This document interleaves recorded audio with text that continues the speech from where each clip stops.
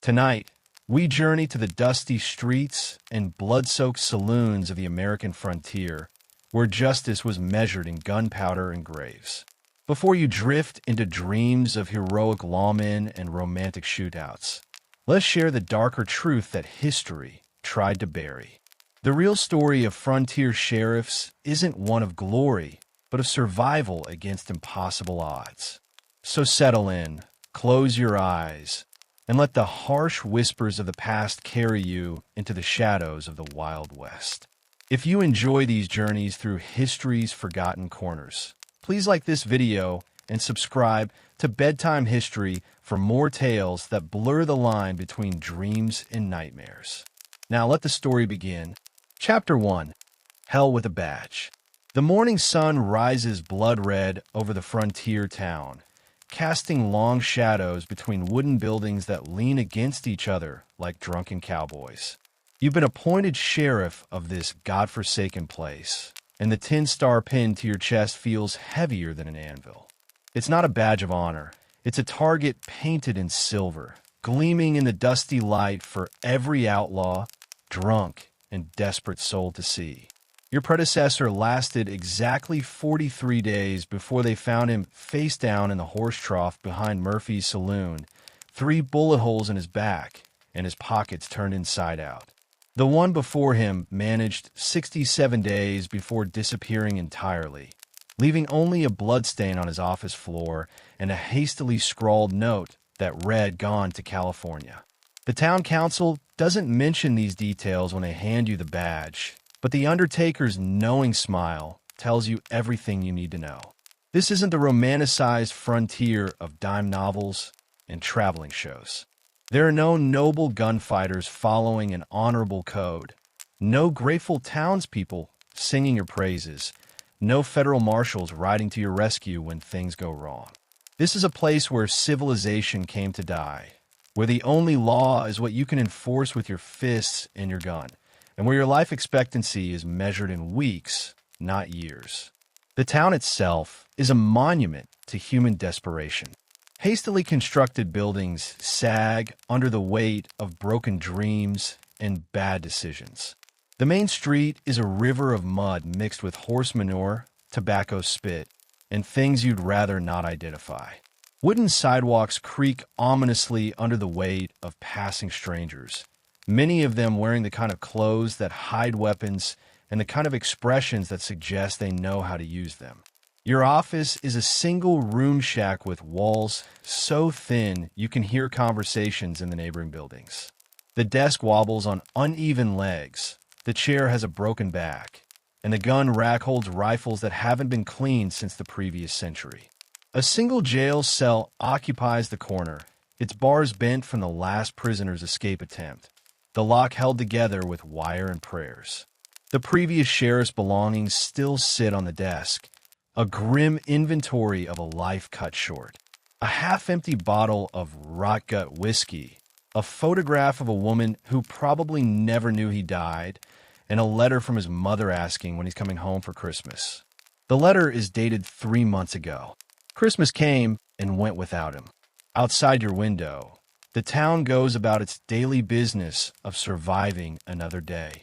Cowboys fresh from cattle drives swagger through the streets with months of pay burning holes in their pockets and violence simmering just beneath the surface. Gamblers shuffle cards with practiced ease, their eyes constantly scanning for marks, cheaters, and trouble.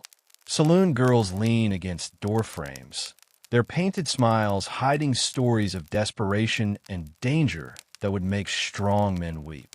Every face you see could belong to a killer. That quiet man reading a newspaper might be a hired gun waiting for the right moment to collect the bounty on your head. The friendly bartender who offers you a drink could be counting the days until someone pays him enough to poison it. The preacher delivering his Sunday sermon might be planning to deliver your eulogy by Tuesday. The townspeople who hired you aren't looking for a hero. They're looking for a scapegoat. Someone to blame when the violence gets out of hand. Someone to hide behind when the shooting starts.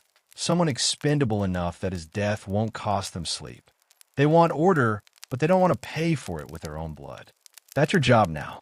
Your salary, assuming the town can afford to pay it, might buy you food and ammunition, but it won't buy you friends, respect, or safety.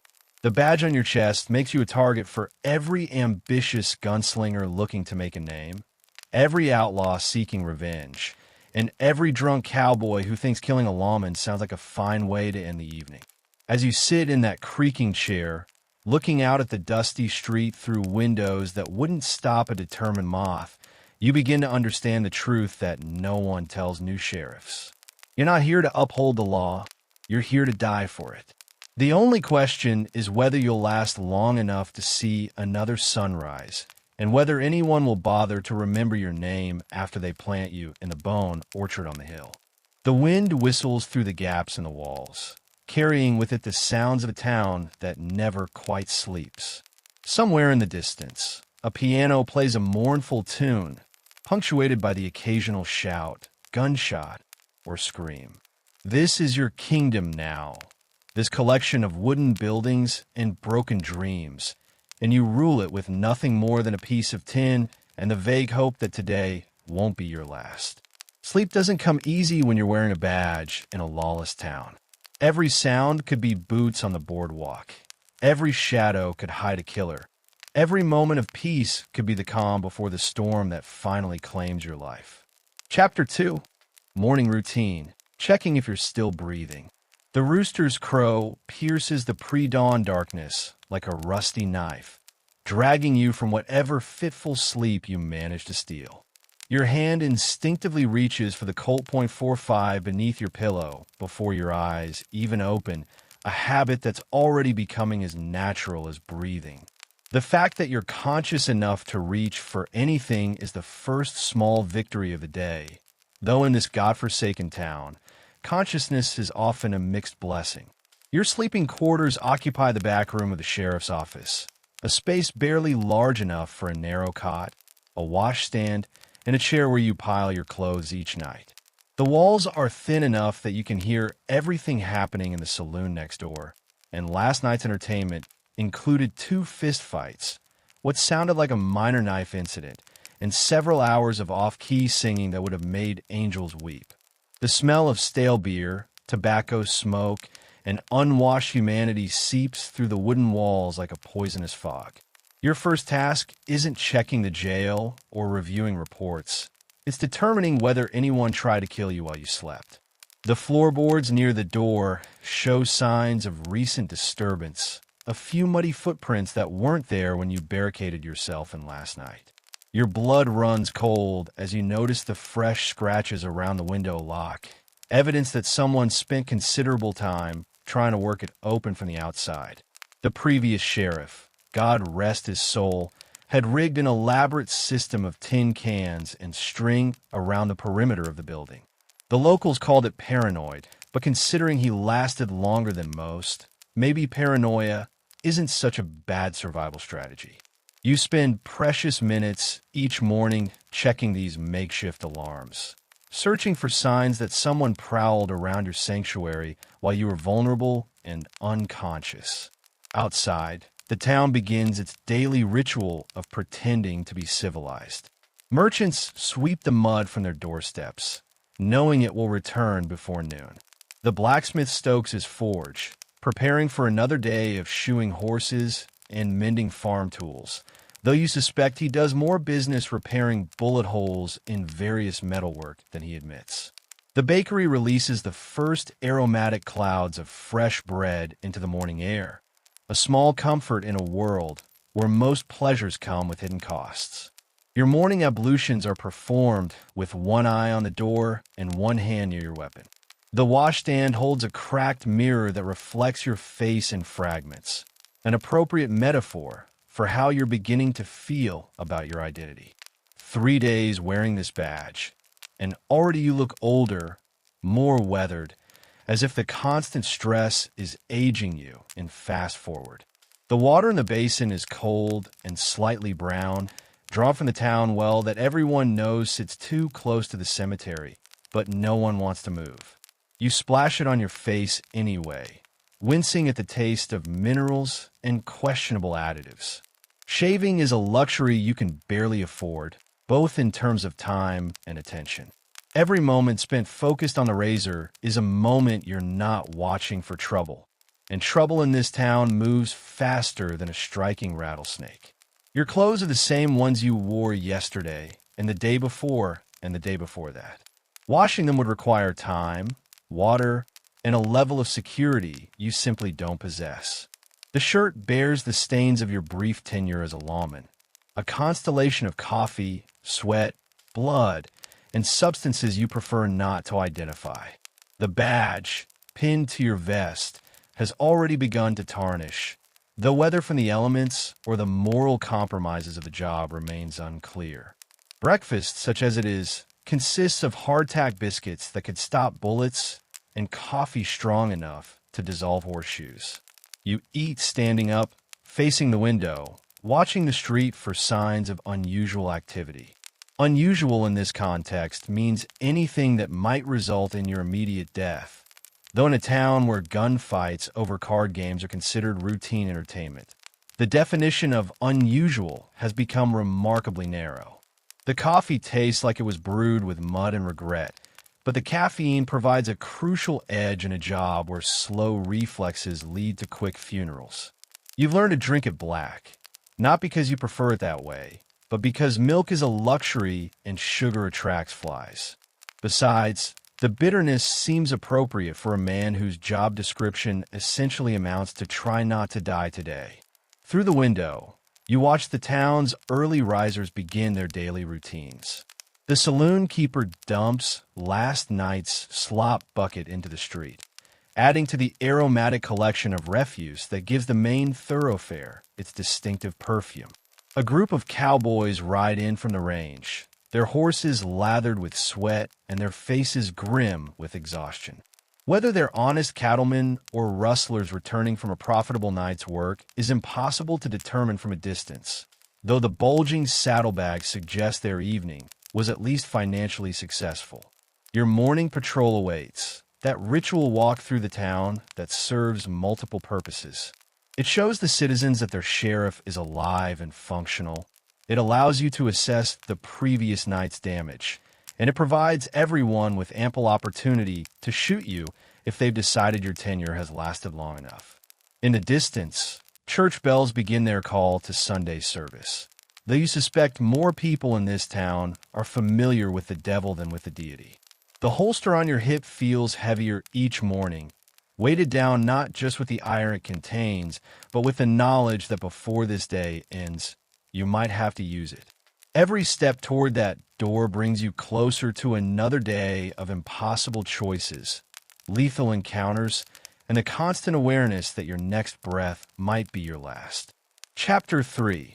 The Arsenal of Anxiety. Your weapons won't save you. The weight of your gun belt settles around your hips like a familiar enemy, a constant reminder that in this profession, your life depends on instruments of death that are almost as likely to kill you as save you. The leather holster, worn smooth by the nervous hands of previous owners, cradles a Colt single-action Army revolver, though calling it reliable would be an exercise in dangerous optimism. Your primary weapon, this .45 caliber 6 shooter, represents the pinnacle of frontier technology, which is to say it's a mechanical marvel that functions properly about 60% of the time under ideal conditions. The barrel has seen better decades, with bore that's worn smooth from countless rounds and cleaning attempts that did more harm than good. The cylinder timing is slightly off, meaning your shots drift unpredictably to the left, assuming the gun fires at all. The ammunition in your belt loops looks impressive enough. 6 brass cartridges nestled in leather, like golden promises of security. What the casual observer can't see is that frontier ammunition is about as reliable as a politician's promise. Black powder loads vary wildly in strength, some barely pushing the bullet out of the barrel, while others generate enough pressure to split the case and jam the cylinder. The primers are sensitive to moisture, temperature, and harsh language, meaning a cartridge that worked fine yesterday might produce nothing but a disappointing click when you need it most. Loading the weapon requires a ritual that balances speed, with extreme caution. Each cartridge must be inspected for cracks, dents, or signs of corrosion that could turn your gun into an expensive hand grenade. The loading gate sticks, requiring forceful persuasion that you pray won't result in an accidental discharge. 5 rounds maximum, with the hammer resting on an empty chamber, because carrying 6 rounds is an excellent way to accidentally shoot yourself in the leg during normal movement. Your backup weapon, a Derringer tucked into your vest pocket, offers 2 shots of dubious .41 caliber protection. The barrel is barely 2 inches long, making it accurate to about the distance you could spit, and the trigger pull is so heavy it requires both hands and considerable determination. Still, it's better than harsh language and stern looks, which constitute the remainder of your defensive options. The rifle leaning against your desk, a Springfield Model 1873 trapdoor, represents your long-range capabilities. Single-shot, black powder, and equipped with a sight that was calibrated by someone who apparently believed bullets travel in straight lines regardless of wind, distance, or divine intervention. The breech mechanism sticks in cold weather, jams in hot weather, and seems to function properly only during the brief temperature range that occurs twice yearly for approximately 15 minutes. Cleaning your weapons requires more time than you can safely spend and materials that cost more than your monthly salary. Gun oil is a luxury. Patches are improvised from whatever cloth you can spare, and the cleaning rod is a bent piece of ramrod that threatens to break every time you use it. A dirty gun is dangerous, but a gun that's been disassembled for cleaning is completely useless, leaving you vulnerable during the maintenance process. The knife in your boot, supposedly a weapon of last resort, has a blade that's been sharpened so many times it resembles a letter opener more than a fighting knife. The handle is cracked, the tang is loose, and the leather sheath is held together with hope and habit. Drawing it quickly is impossible without risking significant injury to yourself, though it might serve as an effective tool for opening letters or intimidating particularly small rodents. Your opponents, meanwhile, carry the same weapons with the same problems, but they possess certain advantages that keep you awake at night.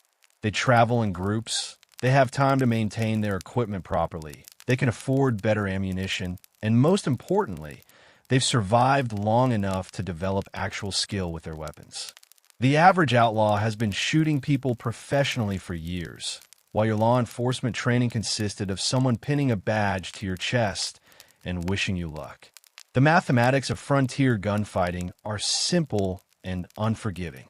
6 shots, multiple opponents, vast distances, mechanical failures, and the knowledge that your adversaries need only one lucky hit while you must be perfect every time.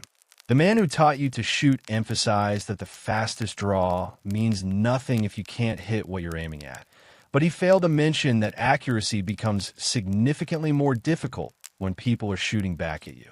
Spare ammunition represents another constant worry. Each cartridge costs more than a decent meal, assuming you can find decent meals in this town. Carrying enough rounds for a prolonged engagement would require a pack mule and a considerably larger salary. Most sheriff's offices maintain a modest arsenal of confiscated weapons, though these are typically in worse condition than your personal armament and were confiscated precisely because they didn't work well enough to keep their previous owners alive. The town's gunsmith, a nervous man who drinks heavily and jumps at sudden noises, can repair simple problems for prices that rival those charged by surgeons in civilized cities. Complex repairs require shipping weapons to distant cities and waiting weeks for results, assuming they're not lost, stolen, or damaged in transit. Meanwhile, the criminals continue operating with whatever weapons they can steal, buy, or inherit from their deceased colleagues. Your weapons represent the thin line between life and death, order and chaos, justice and anarchy. They're mechanical devices assembled by the lowest bidder for materials that were adequate when new and questionable after months of frontier use. They require constant attention, careful maintenance, and a level of respect that borders on religious devotion. Every morning, you check the action, inspect the ammunition, and pray to whatever deity might be listening that when the moment comes, these imperfect tools will function long enough to keep you breathing. The weight of metal against your body serves as a constant reminder that in this profession, your life depends on machinery that was designed by men who never had to face down a gang of armed desperados on a dusty street at high noon. Chapter 4. Breakfast with Bullets, the Morning Patrol.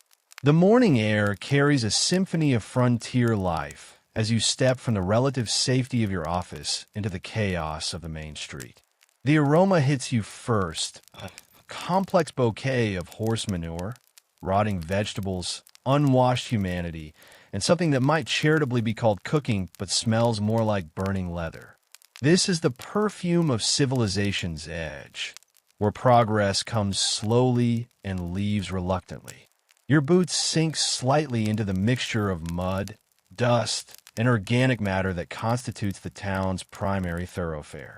The wooden sidewalks, where they exist, sag under the weight of constant use and minimal maintenance. Loose boards shift treacherously beneath your feet, each step a small gamble against gravity and good fortune. The sound of your spurs against the weathered planks announces your presence to anyone within 100 yards, eliminating any possibility of stealth or surprise.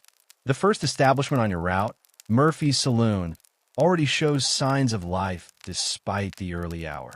Through the batwing doors, you glimpse the aftermath of last night's entertainment. Overturned chairs, broken glass, and what appears to be a significant bloodstain near the piano.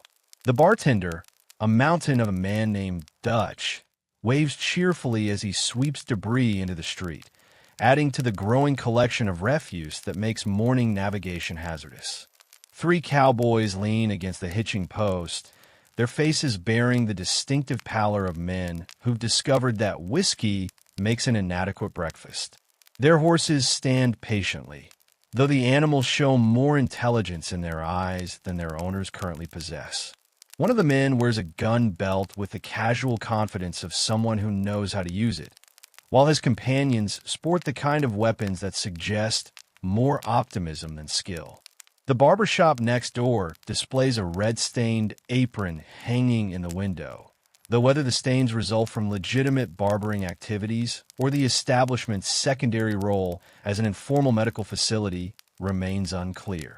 The barber, who doubles as the town's only surgeon, dentist, and veterinarian, peers through the glass with the bloodshot eyes of a man who's seen too much and forgotten too little.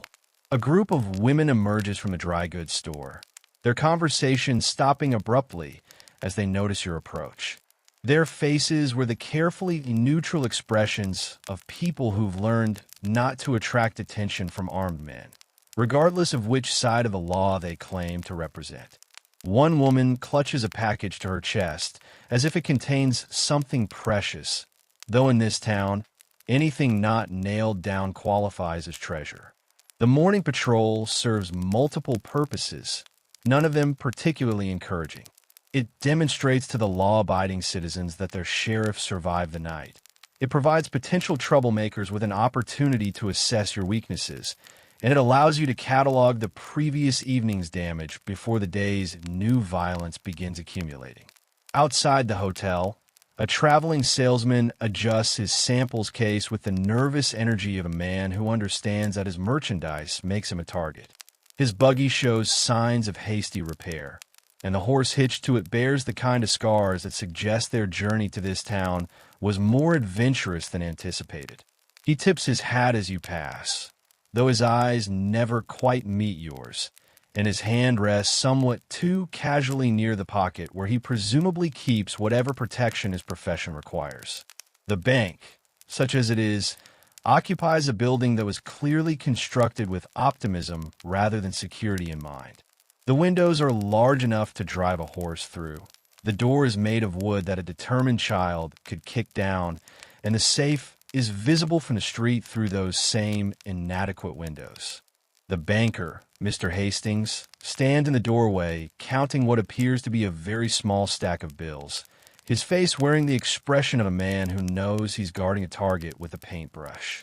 A freight wagon rumbles down the street, its driver scanning the buildings with the practiced caution of someone who's survived more than one attempt at roadside redistribution of wealth. The cargo, covered with a tarp that's seen better decades, shifts and rattles with each bump in the road. Whether it contains legitimate merchandise or something more interesting depends largely on which direction the wagon is traveling and how quickly the driver plans to leave town. Your attention is drawn by a commotion near the livery stable, where two men engage in what starts as a discussion about horse prices, but rapidly escalates into the kind of animated conversation that typically ends with someone bleeding in the dirt. The stable owner, Old Pete, watches with the detached interest of someone who's seen too many such discussions to find them particularly exciting. The participants gesture emphatically, their voices rising above the general din of morning commerce. Children dart between the buildings like small, dirty spirits, their games involving sticks that look suspiciously like guns and rules that seem to center around who can make the most realistic death sounds. Their parents watch from doorways with the hollow-eyed expressions of people who've learned that childhood in frontier towns tends to be brief and educational in ways that don't necessarily build character. The church bell tolls somewhere in the distance, though its call to worship competes unsuccessfully with the more immediate attractions of commerce, violence, and vice.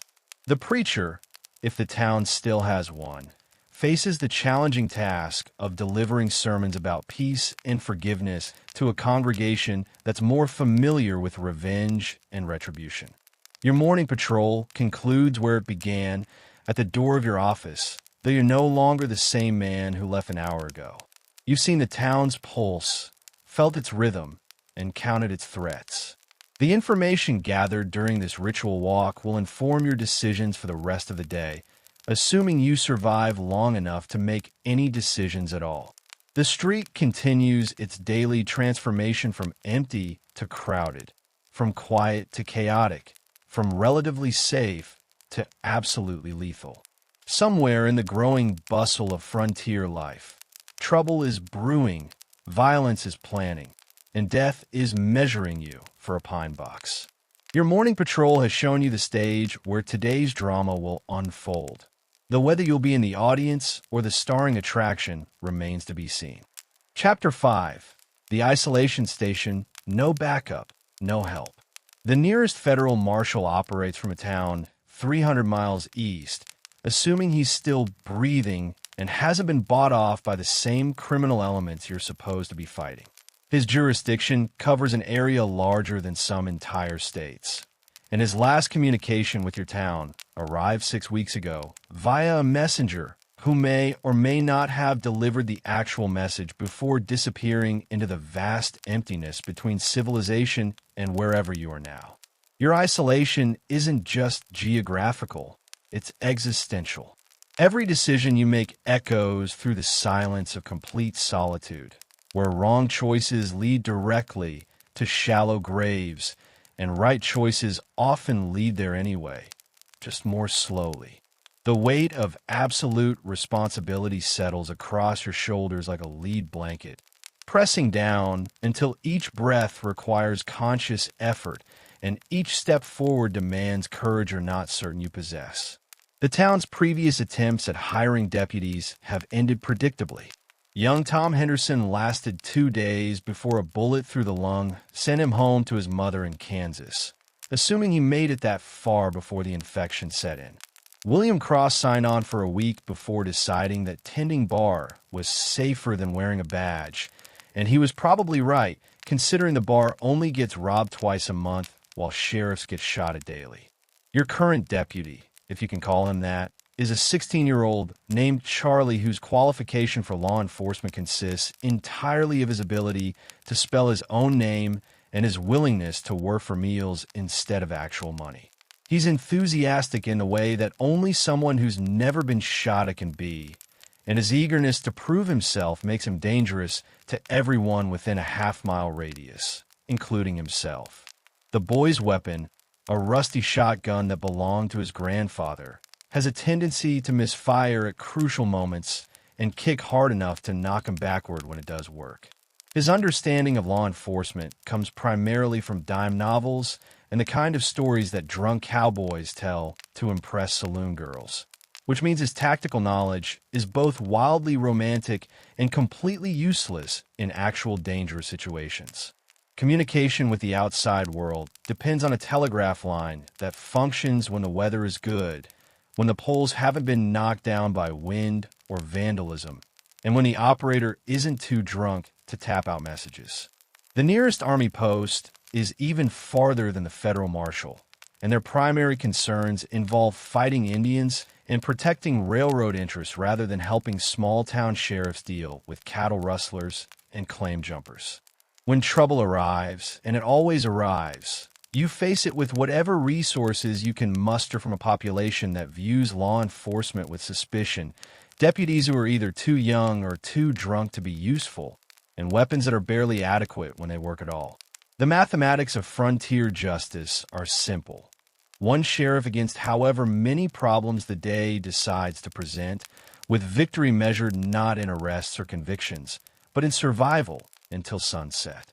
The town council that hired you meets once a month in the back room of the general store, where they drink whiskey and debate whether paying your salary is worth the protection you provide. Half of them are convinced you're unnecessary. The other half think you're not violent enough, and all of them would abandon you in a heartbeat if supporting you became inconvenient or dangerous. Your neighbors, the law-abiding citizens whose safety justifies your existence, view you with a mixture of hope and fear that makes every interaction awkward and potentially dangerous. They want protection, but they don't want to be seen talking to you in case it makes them targets. They appreciate your efforts, but they're not willing to risk their own lives to support you when the shooting starts. The criminals you're supposed to apprehend operate in groups, share information, and support each other in ways that law enforcement can only dream about. They have better communication networks, more reliable weapons, superior knowledge of the terrain, and the crucial advantage of choosing when and where confrontations occur. You respond to trouble after it happens, while they create trouble when it suits their purposes. Medical assistance, should you require it, consists of the barber who doubles as a surgeon, assuming he's sober enough to tell the difference between a bullet wound and a shaving cut. The nearest real doctor practices in a town that's 2 days hard riding away, which means serious injuries become fatal injuries through simple mathematics and the limitations of 19th century transportation. Legal backup is equally fictional. The circuit judge arrives every few months, weather permitting, and his interpretations of frontier law tend to favor whoever can afford the largest bribes. Appeals to higher courts require travel to distant cities and legal expenses that exceed your annual salary, making justice a luxury that only the wealthy can afford. Your isolation extends beyond professional considerations into personal loneliness that gnaws at your sanity like a persistent toothache. Conversations with fellow lawmen are impossible when there are no fellow lawmen within reasonable distance. Friendships with townspeople are complicated by the fact that your job requires you to arrest them if they break laws, and romantic relationships are hindered by the knowledge that your life expectancy is measured in months rather than years. The silence of the frontier night, broken only by whine through the buildings and the occasional distant gunshot, serves as a constant reminder that you stand alone against forces that would overwhelm a small army. Every shadow could hide an enemy, every stranger could be a threat, and every peaceful moment could be the calm before a storm that finally claims your life. Chapter 6. Court is in session, judge, jury, and target. The legal system in your frontier town exists primarily in your imagination, and whatever precedents you can establish through force of personality and superior firepower. There are no law books, no established procedures, no appeals process, and certainly no guarantee that justice will resemble anything a civilized person would recognize as fair or reasonable. You are the entire judicial system, from investigation through execution, and every decision you make creates enemies who remember grievances longer than they remember kindnesses. Your courtroom is wherever you happen to be standing when someone requires immediate justice, which is usually the middle of the street with an audience of armed spectators who have strong opinions about your decisions and the means to express them violently. The jail cell serves as both holding facility and deliberation chamber, though most prisoners don't survive long enough to require extended accommodations. Legal precedent comes from whatever the previous sheriff did, assuming anyone remembers and assuming he didn't get shot for doing it. The town's collective memory of jurisprudence extends back approximately 6 months, which coincides with the arrival of the last sheriff who lasted long enough to establish any consistent patterns of behavior. His methods apparently worked until they didn't, and his grave marker serves as a silent reminder that even effective law enforcement can end abruptly and violently.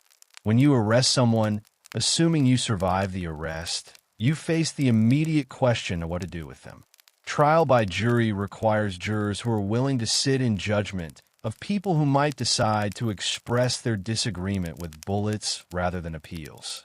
Finding 12 citizens brave enough or stupid enough to serve on a jury is nearly impossible, and keeping them alive long enough to reach a verdict adds another layer of complexity to an already dangerous process. The alternative, summary justice, offers the advantage of speed and certainty, but carries the disadvantage of making you personally responsible for every execution, every flogging, and every sentence you impose. Your decisions create ripple effects that spread through the community like circles on a pond, generating new conflicts faster than you can resolve old ones. Every man you hang has friends, family, and associates who take your actions personally and plan accordingly. Evidence collection relies on witness testimony from people who are either too frightened to speak truthfully or too invested in particular outcomes to speak honestly. Physical evidence is contaminated, destroyed, or stolen before you can examine it, and expert testimony comes from whoever claims to know something about whatever crime you're investigating.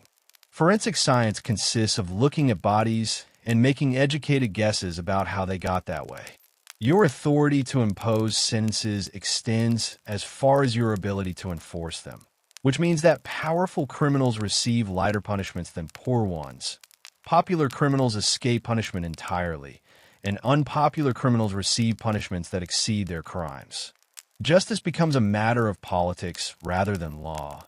And politics in frontier towns are complicated by the fact that everyone is armed and quick to take offense. The death penalty, virtually the only sentence that carries real meaning in a community where fines can't be collected and imprisonment can't be maintained, requires you to serve as executioner as well as judge.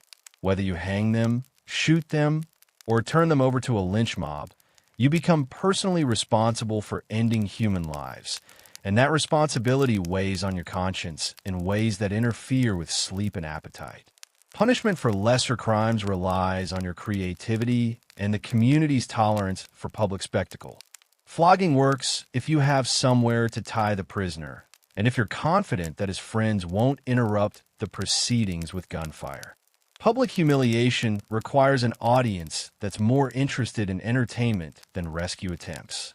Banishment only works if the criminal actually leaves and doesn't return with reinforcements. Appeals to higher authorities are theoretical at best, since those authorities are hundreds of miles away and more concerned with territorial politics than local justice. The territorial governor, assuming he's still alive and in office, has larger problems than individual criminal cases in remote towns. Federal courts are even more distant and less interested in frontier justice issues that don't involve major crimes or significant political implications. Civil disputes, which comprise the majority of your caseload, involve property boundaries, water rights, debt collection, and domestic conflicts that require the wisdom of Solomon and the patience of Job. Your decisions in these matters create lasting animosities that simmer beneath the surface of daily life before erupting into violence when you least expect it. Every ruling makes friends of some people and enemies of others, and enemies in frontier towns express their displeasure in direct and final ways.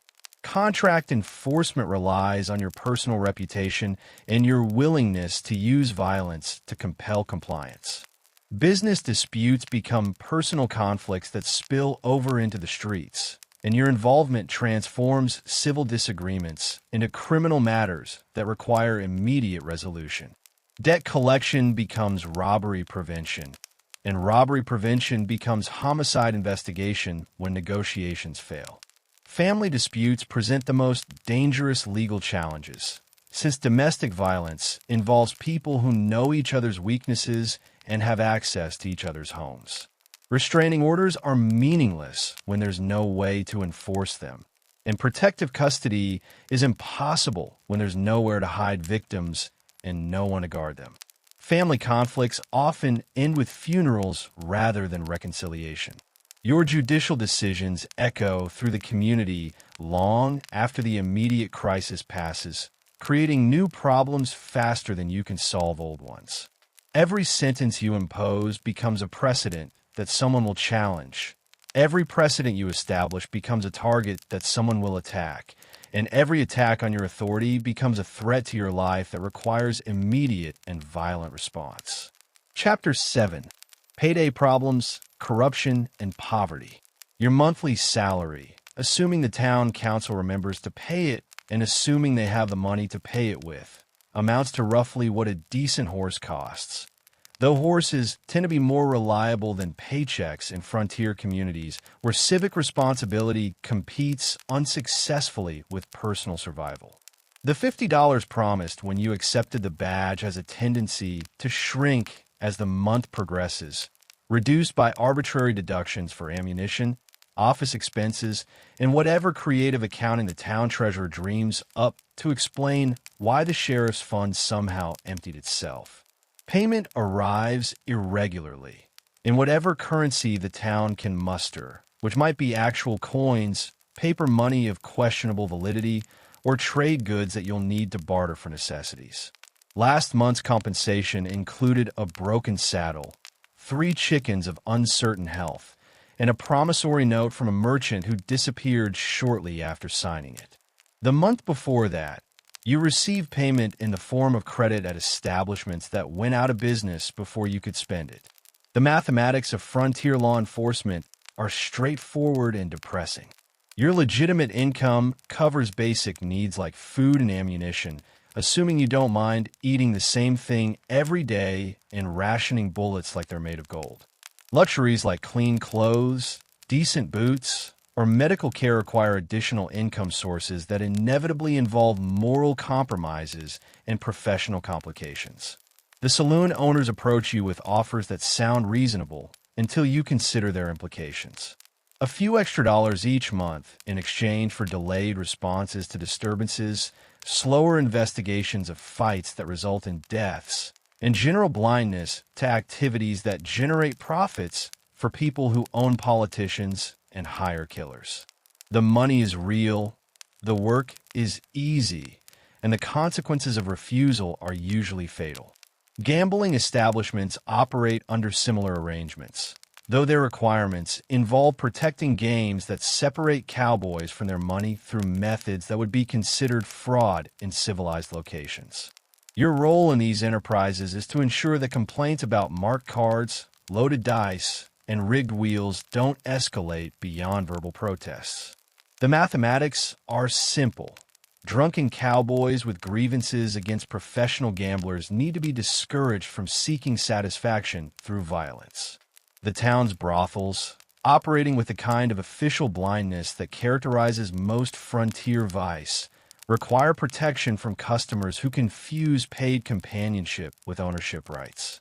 Your interventions in these disputes rarely involve arrests, since prosecuting either party would require acknowledging that the businesses exist in the first place. Instead, You serve as a mediator in conflicts where violence is the preferred method of negotiation and death is an acceptable resolution. Cattle ranchers offer the most lucrative corruption opportunities, since their operations involve the kind of money that makes monthly sheriff salaries look like pocket change. Their requirements are equally straightforward. Certain brands of cattle should not be investigated too closely. Certain questions about property ownership should not be asked too persistently, and certain witnesses to certain events should be encouraged to develop memory problems or travel to distant locations.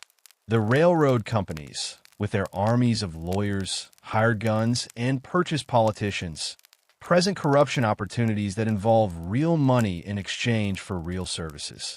Right-of-way disputes, land acquisitions, and labor problems all require law enforcement intervention that favors corporate interests over individual rights. The work pays well, but it also involves making enemies of entire communities while serving masters who view local sheriffs as disposable assets.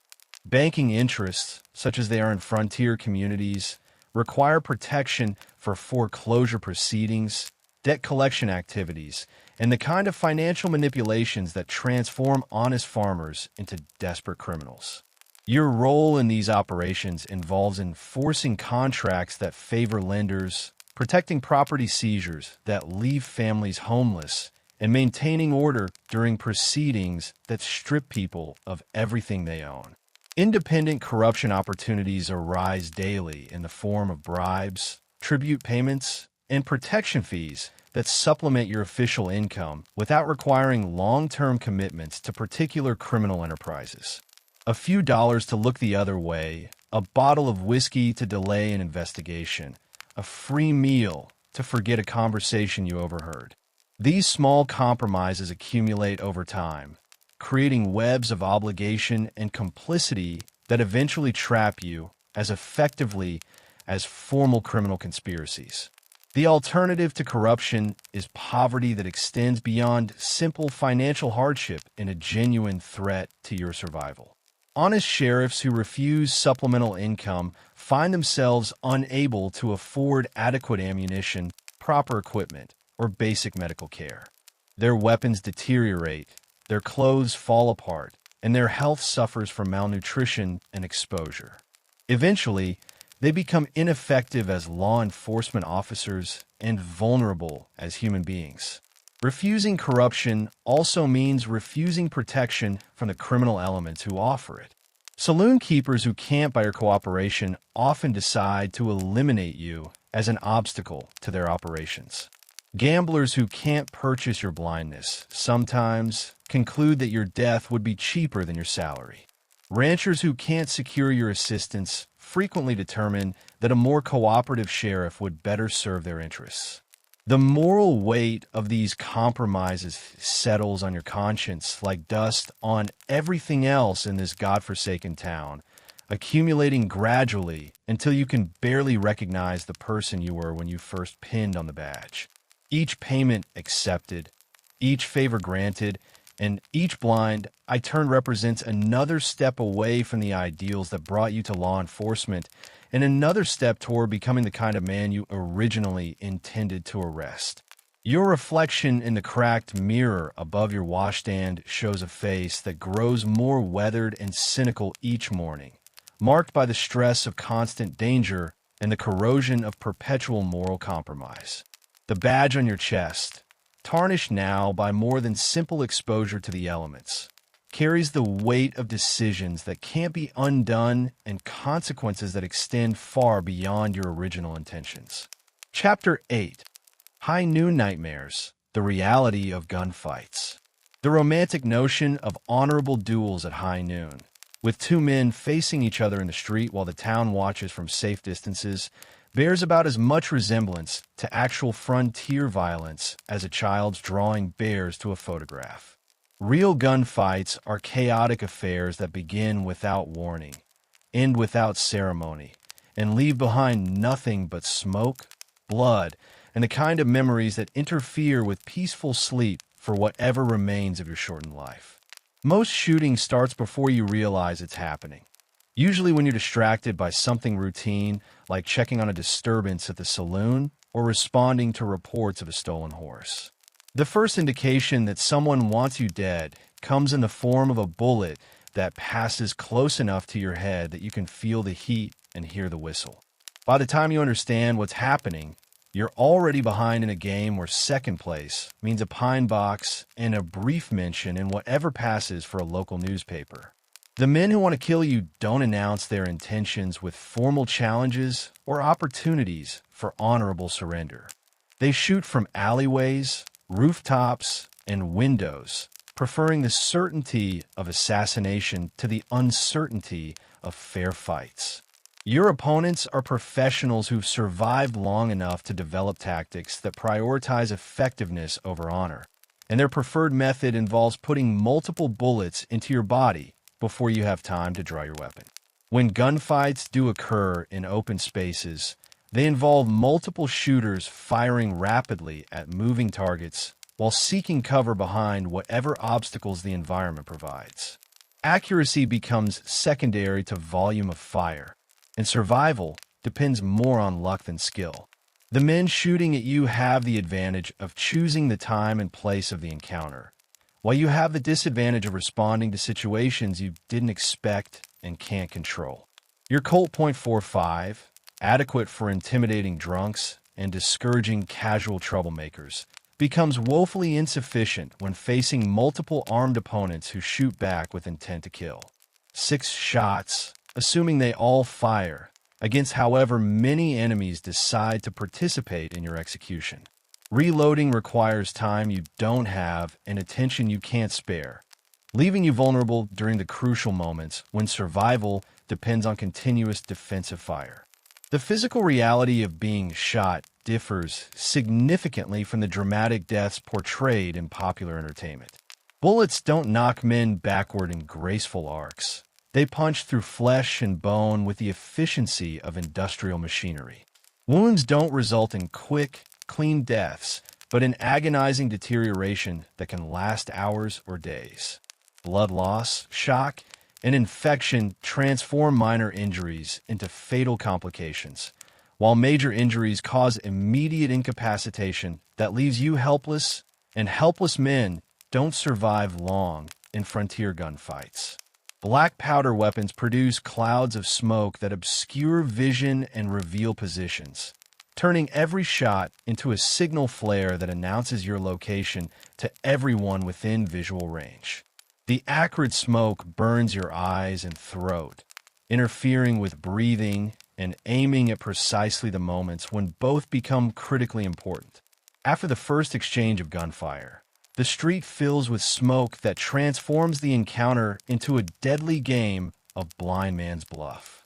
The psychological effects of combat begin before the shooting starts and continue long after the smoke clears. The knowledge that men are actively trying to kill you creates a level of stress that interferes with fine motor control, decision-making, and basic cognitive function.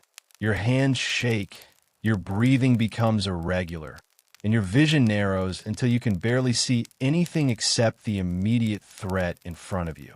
Witnesses to gunfights either flee immediately or take sides based on their own interests, which means you can't count on civilian support during the shooting or honest testimony afterward. The men brave enough to remain in the area during active combat usually have reasons for wanting particular outcomes, and their interventions rarely favor law enforcement. Shopkeepers protect their property, gamblers protect their interests, and outlaws protect their friends. Medical attention after gunfights consists of whatever first aid you can provide for yourself, assuming you remain conscious and capable of self-treatment. The town's barber surgeon, if he's available and sober, can extract bullets and sew up holes, but his knowledge of anatomy comes primarily from trial and error rather than formal education. Infection, always a concern with frontier medicine, becomes almost inevitable when bullets carry pieces of clothing, dirt, and other contaminants deep into tissue. The aftermath of successful gunfights creates as many problems as it solves. Bodies in the street require disposal, Property damage requires explanation, and surviving criminals require pursuit. Witnesses need protection from retaliation, evidence needs preservation, and reports need filing with authorities who probably won't read them. Every death generates new conflicts, and every conflict generates new opportunities for violence. Your reputation as a man who survives gunfights makes you a target for every ambitious criminal looking to establish his own reputation through your death. Success in combat doesn't bring safety. It brings attention from increasingly dangerous opponents who view your continued existence as a professional challenge. Each victory in a gunfight simply raises the stakes for the next encounter, until you're facing men whose skills exceed your own and whose determination matches your desperation. The weight of taking human lives accumulates in your conscience like bullet holes in your office walls, permanent reminders of violence that can't be repaired or forgotten. Each man you kill was someone's son, brother, or father, and their deaths create new enemies among people who remember grievances longer than they remember justice. The mathematics of frontier gunfighting ensure that eventually, someone faster or luckier or more desperate than you will end your career with a bullet that finds its mark. Chapter 9. Frontier Justice, Lynch Mobs, and Vigilantes. The sound begins as a low murmur from the direction of a saloon, growing steadily into the kind of collective rumble that makes experienced lawmen check their ammunition and plan escape routes. Tonight, the good citizens of your frontier town have decided that official justice moves too slowly, costs too much, and shows entirely too much concern for due process. They've gathered torches, rope, and righteous anger, transforming themselves from law-abiding neighbors into a lynch mob that views you as either an ally or an obstacle, depending on your willingness to participate in their version of frontier justice. The transformation from individuals into a mob follows predictable patterns that you've learned to recognize during your brief tenure as sheriff. It starts with alcohol, continues with grievances both real and imagined, and culminates in collective decision-making that abandons reason in favor of immediate satisfaction. Tonight's catalyst was the arrest of Jake Morrison for the murder of the storekeeper's wife. Though whether Morrison actually committed the crime is less important to the crowd than their need to see someone pay for it.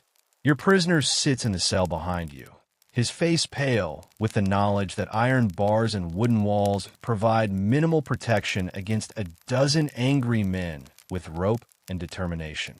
Morrison claims innocence.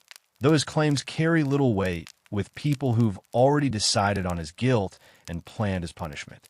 The evidence against him is circumstantial at best, but circumstantial evidence satisfies lynch mobs more readily than it satisfies courts of law. The crowd outside grows larger and louder as word spreads through the town. Shopkeepers close their businesses and join the gathering. Ranchers ride in from surrounding spreads specifically to participate, and even the preacher appears, though whether he's come to provide spiritual guidance or moral justification remains unclear. The mob has acquired its own momentum now, fed by collective anger and the kind of shared purpose that temporarily erases individual responsibility. Your options are limited and unpalatable. Defending your prisoner means facing down a crowd of armed neighbors who view you as an impediment to justice rather than its guardian. Surrendering Morrison to the mob maintains your standing in the community, but transforms you from lawman into accomplice in what amounts to murder by committee. Either choice creates consequences that will haunt you for whatever remains of your career and your life. The leaders of this improvised tribunal are men you recognize from daily life, transformed by collective anger into something harder and more dangerous than their individual selves. Tom Bradley, the blacksmith, carries a length of rope that he's already fashioned into a noose. Sam Porter, who runs the dry goods store, holds a torch that casts dancing shadows across faces twisted by rage and alcohol. These are your neighbors, your constituents, and tonight they're your adversaries. The mob's sense of justice operates on principles that bear little resemblance to legal procedures. Evidence consists of suspicion, testimony comes from rumor, and verdicts reflect emotion rather than fact. The crowd has already conducted its trial in the street, reached its conclusion through collective assumption, and prepared its sentence based on satisfying primitive desires for revenge rather than abstract concepts of justice. Previous encounters with vigilante justice have taught you that reasoning with mobs is generally futile and often dangerous. Crowds don't listen to arguments about evidence, procedure, or individual rights when their blood is up and their minds are made. Logic becomes irrelevant when faced with collective certainty, and attempts to inject reason into emotional situations often result in the mob turning its attention toward whoever dares to question their righteousness. The political implications of your decision extend far beyond this single night. Support the mob, and you become their tool, expected to facilitate future lynchings whenever the community decides that official justice is inadequate. Oppose them, and you become their enemy, marked for elimination whenever they determine that a more cooperative sheriff would better serve their interests. Either path leads to a form of slavery, whether to mob rule or to the fear of mob rule. Your badge, which this morning represented authority and responsibility, tonight feels like a target painted on your chest. The crowd sees it as either a symbol of support for their cause or evidence of your betrayal of community values. There's no neutral ground when faced with collective violence. No safe middle position between law and lawlessness. No way to satisfy both justice and vengeance when they demand opposite actions. The prisoner's fate depends entirely on your willingness to risk your own life, defending principles that the community has temporarily abandoned. Morrison may be guilty, innocent, or something in between, but the mob's version of justice doesn't require certainty, only satisfaction. Their rope will work equally well regardless of his actual guilt, and their sense of righteousness will be equally satisfied whether they're hanging a murderer or an innocent man. Time runs short as the crowd's patience expires and their anger intensifies. Torchlight flickers across determined faces. Rope creaks in eager hands, and voices rise in demands for immediate action. Your decision must come now, before the mob decides that debate is finished and action must begin. The cell door behind you is locked, but locks don't stop crowds. They only delay them long enough for you to choose sides. The night air carries the scent of burning pitch and unwashed bodies, punctuated by the metallic taste of impending violence. Somewhere in the darkness beyond the torchlight, other forces are watching and waiting, calculating how tonight's events will affect tomorrow's balance of power. Whatever you decide, the consequences will ripple through the community like cracks in glass, changing everything and changing nothing. Chapter 10. The Outlaw Economics, Cattle Rustlers, Train Robbers, and Bank Jobs. The criminal enterprises operating in your territory function with the efficiency and organization of legitimate businesses, except their profit margins are higher, their overhead is lower, and their personnel policies involve considerably more gunplay. These aren't desperate amateurs driven to crime by poverty or passion, but professional criminals who've turned lawbreaking into a sophisticated science that generates substantial income while minimizing risk to everyone except the lawmen trying to stop them. Cattle rustling operations move through your jurisdiction like well-oiled machinery, stealing livestock from established ranches and moving them along networks that stretch across multiple territories. The rustlers know the terrain better than you do, maintain better intelligence about ranch operations than the owners possess, and coordinate their activities through communication systems that would impress military commanders. They strike when security is minimal, move stolen cattle along predetermined routes, and sell them in markets where questions about ownership are discouraged by custom and violence. The mathematics of cattle theft are elegantly simple and devastatingly effective.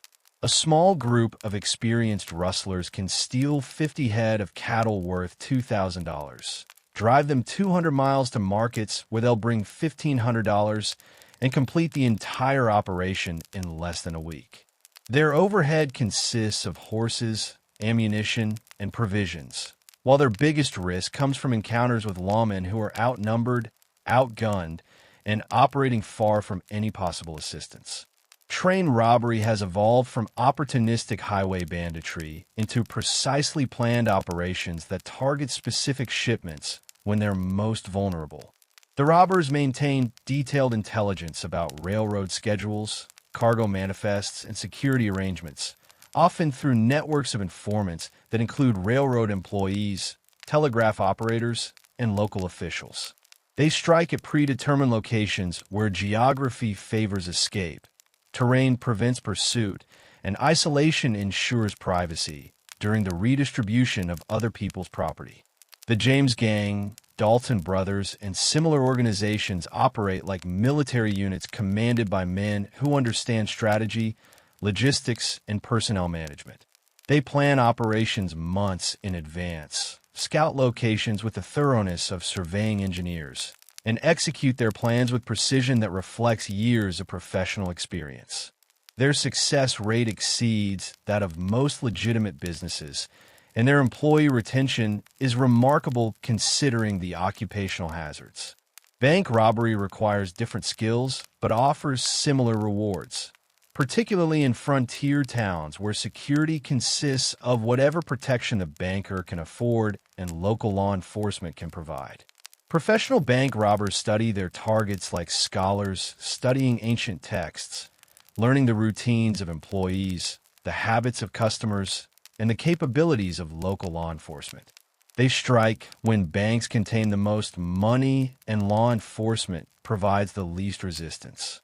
The Reno brothers pioneered techniques that subsequent criminals have refined into standard operating procedures. Fast horses positioned at strategic locations, detailed escape routes planned in advance, and contingency plans for various complications that might arise during the robbery. They treat bank robbery like a business requiring investment in equipment, personnel, and intelligence, with profits that justify the risks for men who possess the necessary skills and temperament. Your role in this criminal economy is essentially that of an antibody in a diseased organism, attempting to prevent infections that the system is specifically designed to promote and protect. The criminals possess superior numbers, better equipment, more detailed knowledge of local conditions, and the crucial advantage of choosing when and where confrontations occur. You respond to crimes after they happen, while they prevent crimes by eliminating the law enforcement that might interfere with their operations. The criminal networks extend far beyond simple theft into complex webs of corruption that include politicians, judges, businessmen, and law enforcement officials. Stolen cattle are sold through legitimate markets by respectable merchants who ask no questions about their sources.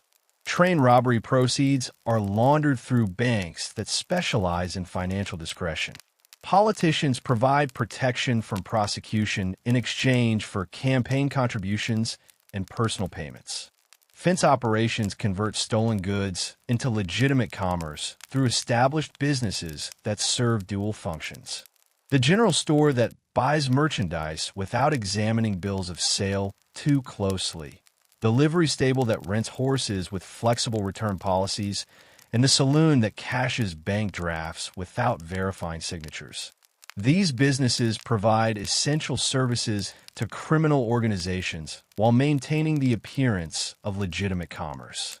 Information networks keep criminal organizations informed about law enforcement activities, potential targets, and opportunities for profitable ventures.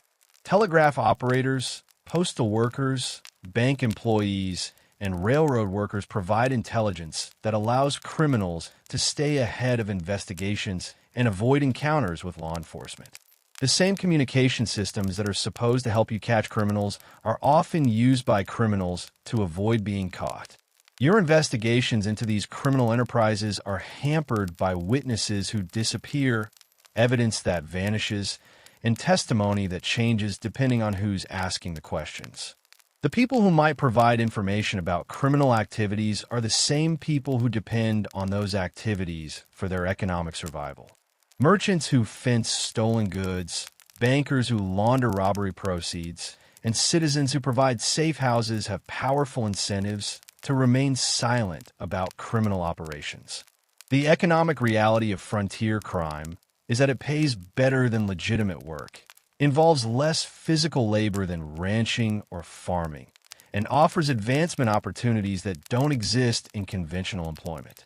A successful bank robber can earn more in one afternoon than a cowboy earns in a year, while facing risks that are manageable for men with the right skills and equipment. The life expectancy of professional criminals often exceeds that of frontier sheriffs, particularly when those criminals are competent enough to avoid unnecessary violence and smart enough to operate in territories where law enforcement is inadequate. Your attempts to disrupt these criminal enterprises must contend with organizations that have better funding, superior intelligence, and more flexible operational parameters than your own office. They can afford to lose personnel and equipment while you cannot. They can relocate operations while you cannot. And they can choose their battles while you must respond to whatever challenges they present. Chapter 11. Demon Drink and Deadly Vices, Saloons, Brothels, and Violence. The Frontier Saloon operates 24 hours a day as a combination entertainment center, financial institution, and violence incubator, serving rot-gut whiskey to men whose judgment is compromised by alcohol, isolation, and the constant stress of survival in an environment that rewards aggression and punishes weakness. Your evening patrol through this establishment feels like walking through a powder magazine while carrying a lit torch, knowing that any spark could ignite an explosion of violence that will leave several men dead and the rest scattered like leaves in a windstorm. The whiskey they serve here isn't the aged bourbon of civilized establishments, but raw alcohol that burns like liquid fire and strips the lining from your throat on its way down. It's cut with water of questionable origin, flavored with tobacco juice and other substances that don't bear close examination, and served in glasses that haven't been properly cleaned since the establishment opened. The customers don't drink it for the taste, but for its ability to temporarily erase the fear, loneliness, and desperation that define frontier life. Behind the bar, Dutch maintains order through a combination of intimidation and violence that makes him more effective at crowd control than most sheriffs. His sawed-off shotgun rests within easy reach, its barrels worn smooth from constant handling, and its reputation for ending arguments without appeal. He serves drinks with one hand and keeps the other near his weapon, watching the crowd with the practiced eye of a man who's survived more saloon fights than he can count. The poker games in the corner operate according to rules that favor the house and the professional gamblers who work in partnership with management. Marked cards, loaded dice, and mechanical devices hidden beneath the table ensure that honest players lose their money with mathematical certainty, while skilled cheaters walk away with bulging pockets. The losers, especially those who discover they've been cheated, often express their displeasure through immediate violence that spreads through the room like wildfire. Cowboys fresh from month-long cattle drives carry wages that represent their accumulated wealth and immediate danger to their health.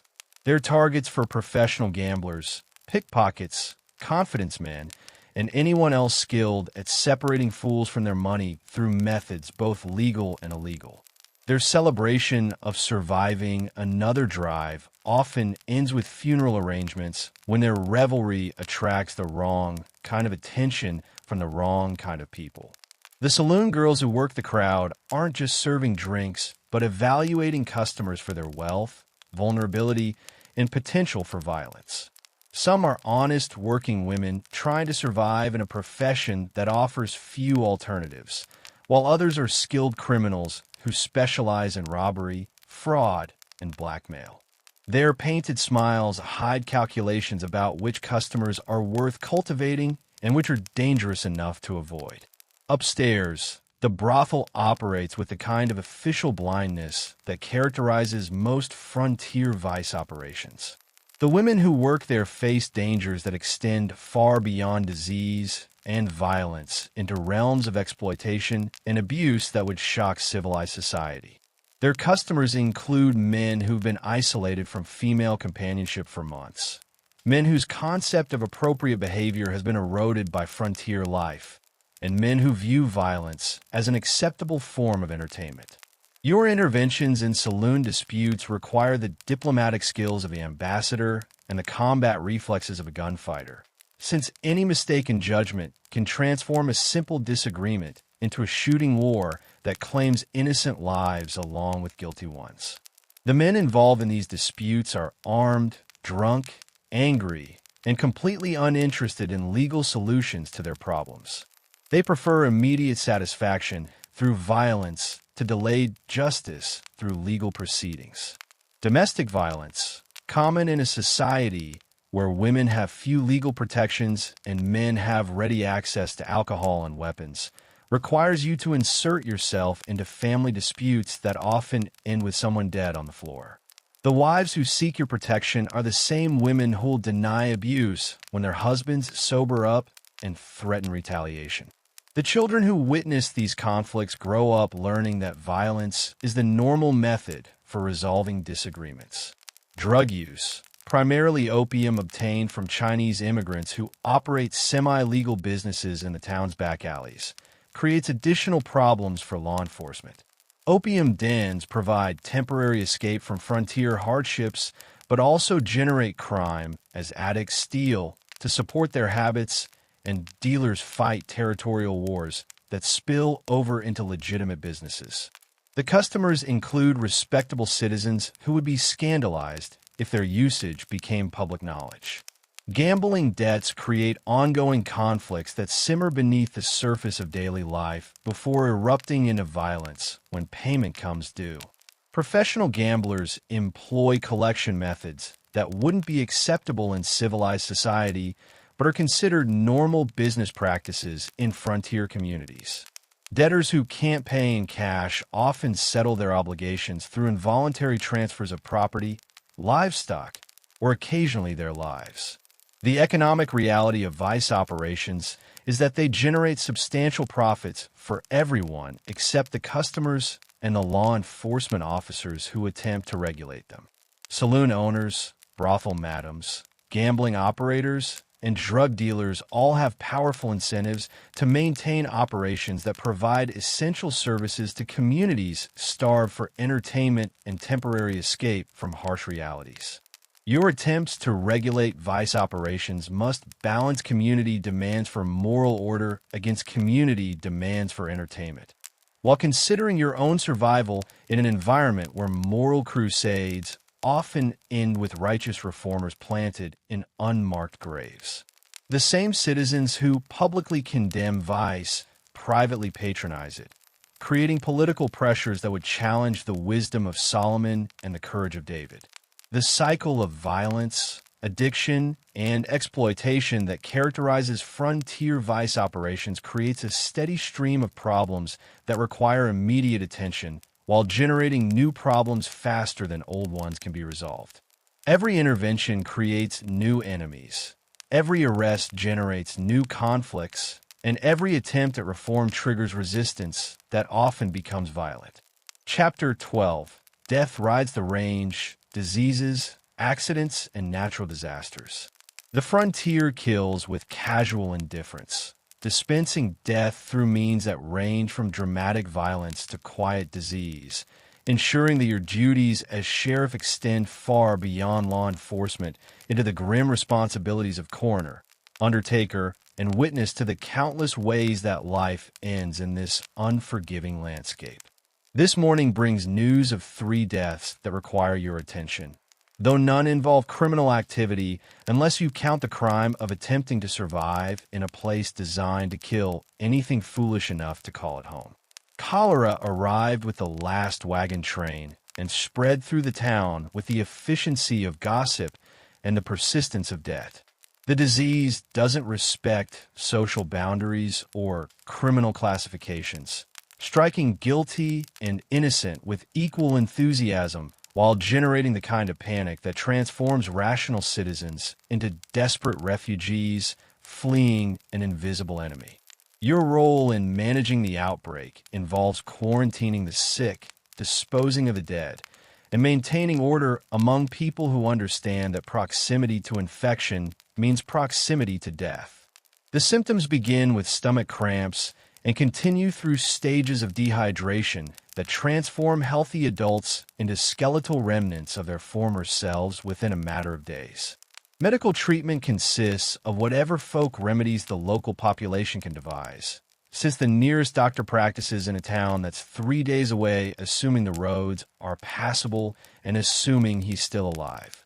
The town's barber surgeon does his best, but his knowledge of disease comes primarily from observation rather than education. Typhoid fever moves more slowly, but with equal determination, claiming victims through prolonged suffering that tests the limits of human endurance. The disease spreads through contaminated water, spoiled food, and poor sanitation, all of which characterize daily life in frontier communities where public health is a luxury that no one can afford. Your investigation into the source of the outbreak leads to the town well, which sits uncomfortably close to the cemetery and shows signs of seepage that explains the recent spike in intestinal ailments. Mining accidents occur with predictable regularity in a community where safety measures are considered expensive luxuries that interfere with profitable operations. Cave-ins, explosions, and equipment failures claim lives with mechanical precision while generating widows and orphans who become community responsibilities. Your duties include investigating the circumstances, notifying next of kin, and dealing with mining companies whose liability extends only as far as their willingness to accept responsibility. The abandoned mine shaft on the edge of town has claimed 3 lives this month, though whether those deaths resulted from accidents, suicides, or something more sinister remains unclear. The victims fell 80 feet onto rocks that left little evidence about their final moments, and the witnesses who might clarify the circumstances have either left town or developed selective memory problems that frustrate your attempts at investigation. Building fires represent constant threats in a community constructed primarily from wood, heated by open flames, and populated by people whose fire safety knowledge comes from expensive personal experience. Last week's blaze consumed the hotel, a saloon, and 2 private residences before burning itself out against the creek that serves as the town's fire department. Your investigation into the cause reveals a combination of defective stovepipe, accumulated grease, and criminal negligence that ensures similar disasters will occur regularly. Flash floods transform peaceful streams into torrents that can sweep away buildings, livestock, and anyone unfortunate enough to be caught in low-lying areas when the rains come. The terrain around your town funnels runoff from surrounding hills directly through the main business district, turning Main Street into a river that carries away everything not secured to solid foundations. Recovery operations involve searching downstream areas for bodies and property while hoping that diseases don't develop from contaminated water sources. Blizzards isolate the community for weeks at a time, cutting off supply lines and trapping residents with whatever resources they possessed when the storms began. Food supplies dwindle, fuel runs low, and medical emergencies become death sentences when help is impossible to obtain. Your responsibilities during these emergencies include rationing remaining supplies, maintaining order among increasingly desperate citizens, and disposing of bodies that accumulate faster than graves can be dug in frozen ground. Livestock diseases spread through herds with devastating economic consequences that often lead to human violence as ranchers face financial ruin and look for someone to blame. Anthrax, blackleg, and other ailments can destroy entire herds within days, leaving ranchers with dead cattle, unpaid debts, and a kind of desperation that generates crime waves. Your investigation into suspected cattle poisoning involves examining carcasses in various stages of decomposition while trying to determine whether the deaths resulted from disease, negligence, or deliberate sabotage. Industrial accidents at the railroad, lumber mill, and other mechanical enterprises claim lives with the regularity of church services and the inevitability of taxes. Workers crushed by machinery, scalded by steam, or mangled by equipment that lacks basic safety features provide steady work for whoever serves as the community's undertaker. Your role involves determining whether the deaths resulted from accidents, negligence, or criminal activity while dealing with employers whose primary concern is avoiding liability. Snake bites, particularly from rattlesnakes that inhabit the rocky areas around town, kills several people each year despite the availability of folk remedies that range from whiskey consumption to wound cauterization. The victims typically delay seeking treatment while attempting home remedies, allowing the venom time to spread through their systems until medical intervention becomes futile. Your investigation into these deaths involves determining whether the bites occurred accidentally or whether someone deliberately introduced venomous snakes into areas where they would encounter specific individuals. Accidental shootings result from a universal practice of carrying loaded weapons in environments where mechanical safety devices are primitive and safety training is non-existent.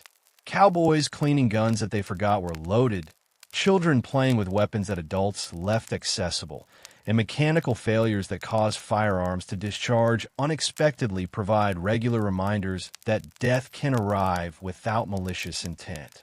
Your investigations into these incidents require determining whether the deaths resulted from genuine accidents or whether someone used the appearance of accident to conceal deliberate murder.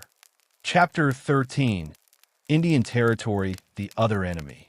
The smoke rising from the Henderson Ranch 3 miles south of town carries more than the scent of burning wood and hay. It carries the unmistakable message that the Apache have returned to settle old grievances with methods that leave no room for negotiation or appeal. Your horse shifts nervously beneath you as you survey the smoldering remains of what was, until yesterday, a prosperous cattle operation supporting a family of 6 who now exist only as scattered bones and memories that will haunt the surviving neighbors for whatever remains of their shortened lives. The frontier exists in a perpetual state of undeclared war between 2 peoples who view the same land as either ancestral hunting grounds or legitimate settlement territory, creating conflicts that no sheriff can resolve through conventional law enforcement methods. Your badge carries no authority with Apache warriors who follow their own codes of justice, and their concept of law enforcement involves eliminating threats to their people through methods that civilization would classify as murder, but which they consider necessary defense of their homeland. The evidence scattered around the burned ranch tells a story written in blood and ash that requires no investigation to understand. The family attempted to defend their property with weapons that were adequate for discouraging cattle rustlers, but completely insufficient against warriors who've spent their entire lives perfecting the arts of warfare and survival. The children's bodies, what remains of them, demonstrate that Apache justice extends to entire families when they consider the parents guilty of trespassing on sacred ground. Your jurisdiction, such as it is, extends only to conflicts between people who acknowledge the authority of territorial law, leaving you powerless to arrest men who recognize no authority except their own tribal councils and war chiefs. The Apache raiders who conducted this morning's attack are already miles away. Following routes through terrain they know better than you know the streets of your own town, carrying weapons they've maintained since childhood, and operating under orders from leaders who view negotiation as weakness and mercy as invitation to further aggression. The cavalry, theoretically responsible for frontier defense, operates from a fort that's 2 days hard riding from your town and focuses primarily on protecting railroad interests and territorial boundaries rather than individual ranches and settlements. Their patrols follow predictable routes that allow hostile Indians to avoid contact when convenient and ambush soldiers when a tactical situation favors warfare over avoidance. The troopers are brave enough, but they're fighting an enemy that chooses the time and place of every encounter. Civilian responses to Indian raids involve vigilante expeditions that pursue Apache bands with more enthusiasm than skill, usually resulting in the deaths of innocent Indians who had nothing to do with the original attacks. These retaliatory strikes generate new cycles of violence that spread across the territory like ripples on a pond, ensuring that every raid leads to counter-raids that claim lives on both sides, while resolving nothing except the question of who dies next. Your role in this ongoing conflict involves investigating crimes that you cannot prosecute, pursuing criminals you cannot arrest, and protecting citizens from threats you cannot eliminate. The ranchers who survived this morning's attack demand immediate action against identifiable Apache bands, while the Apache who conducted the attack probably consider it justified retaliation for previous offenses committed by people who may or may not have been connected to today's victims. The political complications extend beyond simple questions of law enforcement into territorial policies that treat Indian tribes as foreign nations when convenient and domestic criminals when expedient. Treaties negotiated by officials who've never seen the frontier create obligations that neither side understands or honors, while federal policies change with each election and each new crisis that captures political attention in distant Washington. Trading posts that serve both white settlers and Indian tribes become focal points for conflicts that arise from misunderstandings, cheating, and cultural differences that transform routine commercial transactions into deadly confrontations. The traders who survive in these environments develop skills that combine diplomacy with gunfighting, since their customers include people whose disputes are settled through methods that don't involve courts or appeals. Mixed-blood individuals caught between two cultures face suspicion from both sides, creating populations of people who belong fully to neither world and often serve as scapegoats when conflicts arise. These cultural refugees sometimes provide intelligence about Indian movements, though their information comes at the cost of becoming targets for retaliation from whichever side considers them traitors to tribal or territorial loyalty. Military intelligence about Indian activities relies on scouts who may be working for multiple employers, traders whose loyalty depends on profit margins, and civilian informants whose accuracy varies with their sobriety and their personal grievances against particular tribes.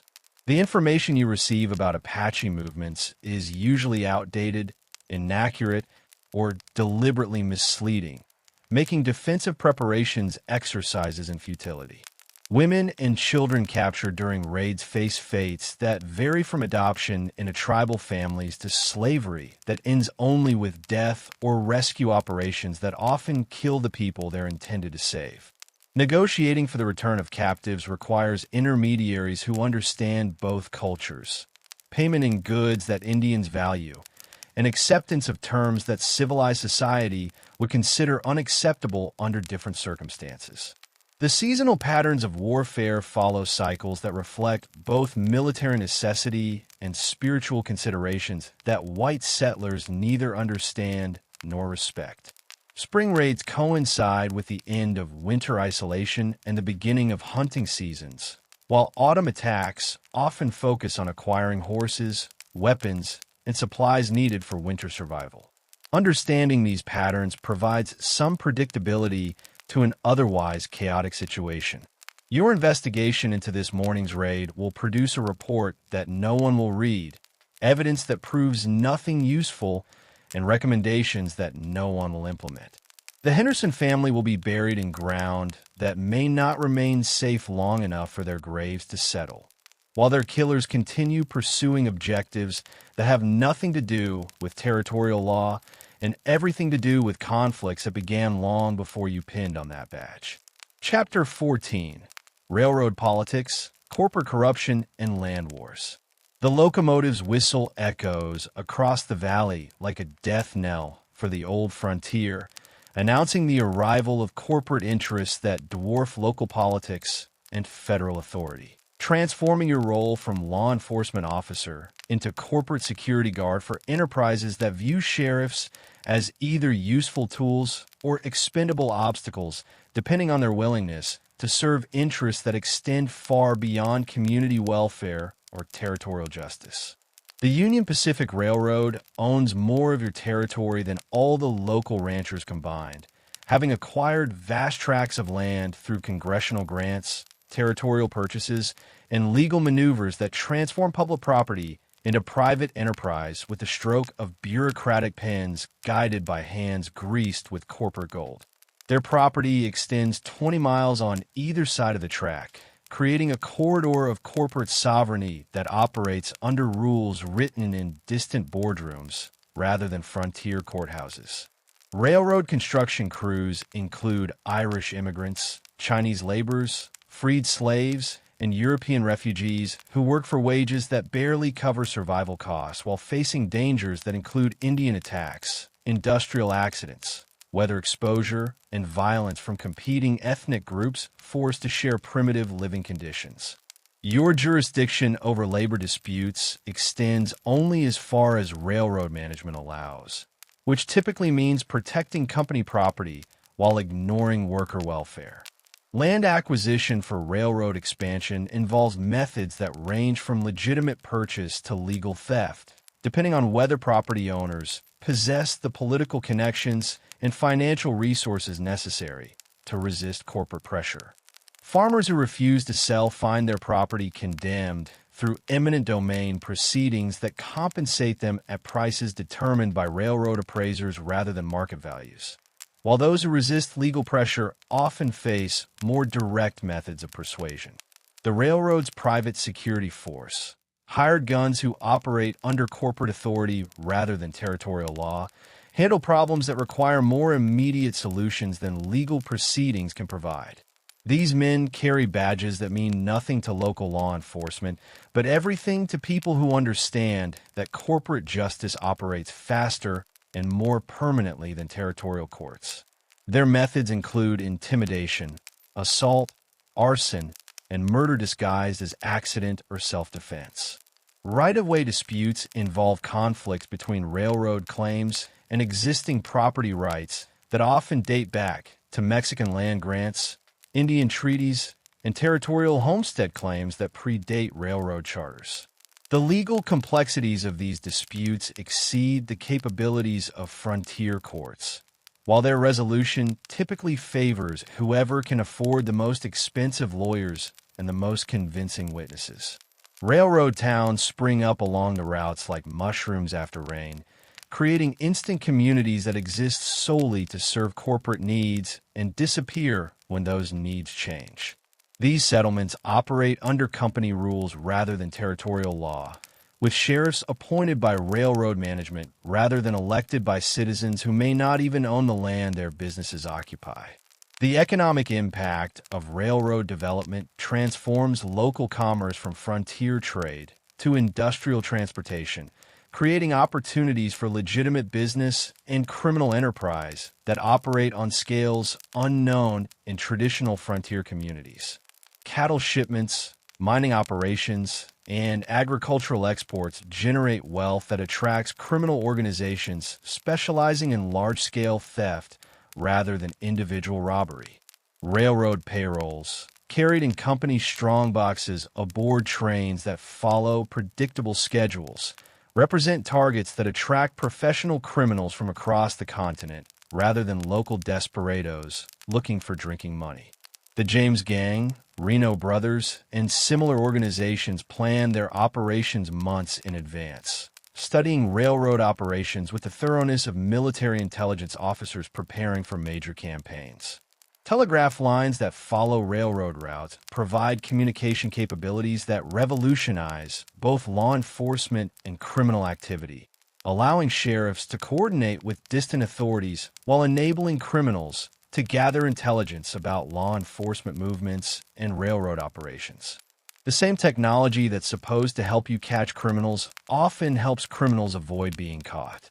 Political corruption surrounding railroad development involves territorial officials, federal politicians, and corporate executives who trade favors, contracts, and land grants through networks that extend from frontier communities to Washington committee rooms.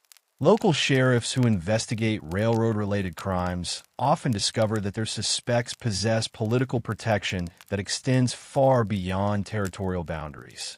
Environmental destruction accompanying railroad construction includes deforestation, stream pollution, wildlife disruption, and landscape alteration that affects traditional hunting grounds, water sources, and agricultural areas that communities depend on for survival. These changes generate conflict between railroad interests and local populations that law enforcement is expected to resolve in favor of whoever can provide the most convincing arguments or the most immediate threats. Corporate law operates according to principles that differ significantly from territorial justice, creating legal environments where railroad employees who commit crimes against local citizens are tried in company courts rather than territorial jurisdictions. This parallel legal system ensures that corporate interests receive protection that individual citizens cannot obtain from local law enforcement.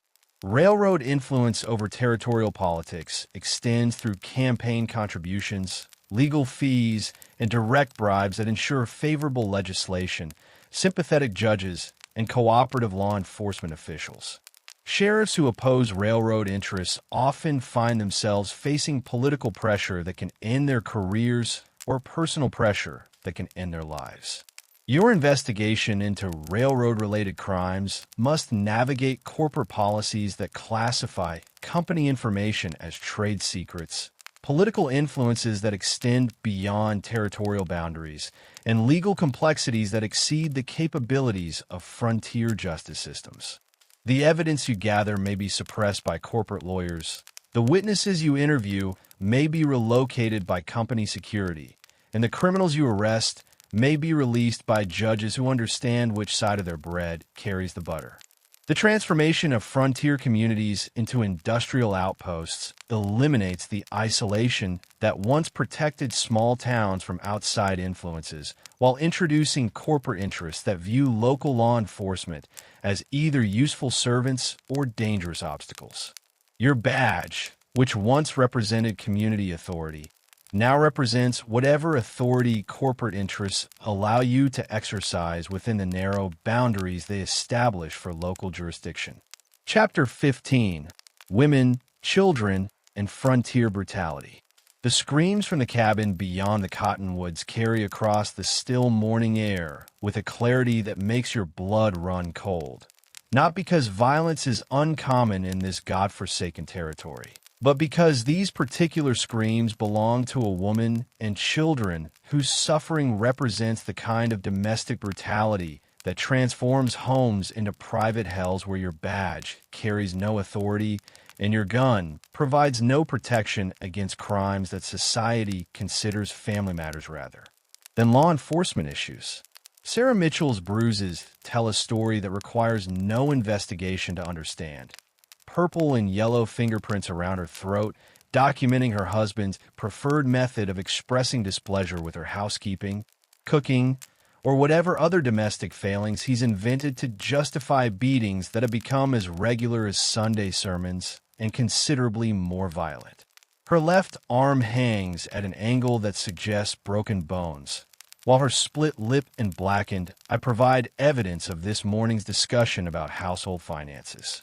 The legal reality of domestic violence in frontier territories places women in positions that offer no protection from husbands whose authority over their families is absolute and whose methods of maintaining discipline are considered private matters that don't concern law enforcement officials. Your intervention in family disputes risks creating more problems than it solves, since wives who seek protection from violent husbands often recant their complaints when those husbands sober up and threaten even worse retaliation for involving outside authorities. Children witness this violence with eyes that reflect understanding beyond their years, learning lessons about power, fear, and survival that no child should master, but that frontier life teaches through methods more effective than any schoolroom. Young Billy Mitchell, age 8, bears scars that map his father's drinking patterns, while his sister Mary shows the hollow-eyed wariness of someone who's learned to anticipate violence and plan escape routes from her own home. The economic realities of frontier life trap women in marriages that offer physical security in exchange for accepting whatever abuse their husbands choose to inflict, since divorce is legally difficult, socially scandalous, and financially impossible for women who lack independent means of support. Sarah Mitchell's alternatives to enduring her husband's violence include destitution, prostitution, or death, none of which represent improvements over her current situation regardless of how severe the beatings become.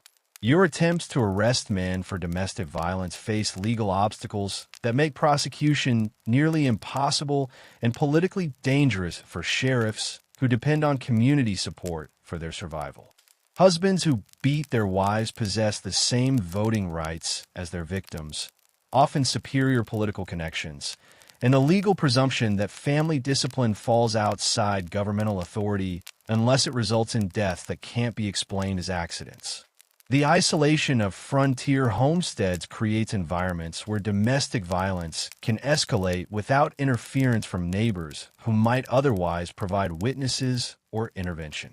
Women trapped in abusive relationships may go weeks without contact with other adults, leaving them completely dependent on husbands who understand that remote locations provide privacy for whatever methods of discipline they choose to employ. Frontier children face dangers that extend beyond domestic violence into realms of exploitation, abandonment, and abuse that would shock civilized society, but which represent normal aspects of life in territories where survival takes precedence over sentiment, and where children are valued primarily for their economic contributions rather than their emotional welfare. Orphans become indentured servants, runaways become prostitutes, and children with living parents often suffer treatment that makes orphanage life seem attractive. Sexual assault, particularly of women who work in saloons, brothels, or other establishments that serve men whose concept of appropriate behavior has been eroded by isolation, alcohol, and the absence of social constraints, represents crimes that are rarely reported, seldom investigated, and almost never prosecuted successfully. The victims understand that seeking justice often results in social ostracism, economic ruin, or physical retaliation that exceeds the original crimes. Child labor in mining, railroad construction, and agricultural operations involves working conditions that would be considered criminal in civilized locations, but which represent economic necessities in territories where families require every possible source of income for survival. Children as young as 8 work in mines, handle dangerous machinery, and perform tasks that often result in injuries, disabilities, or deaths that are classified as accidents rather than preventable tragedies.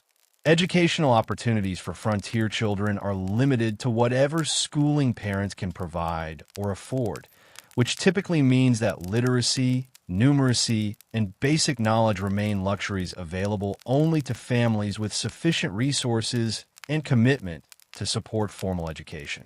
Most children learn whatever skills they need through direct experience, apprenticeship, or the kind of harsh lessons that frontier life teaches without regard for age or emotional readiness. The legal status of women in frontier territories provides minimal protection against economic exploitation, legal discrimination, and social marginalization that limits their opportunities for independence, self-determination, and escape from abusive situations. Property rights favor husbands. Legal proceedings exclude women from juries and testimony, and social customs reinforce male authority through methods that range from economic control to physical intimidation.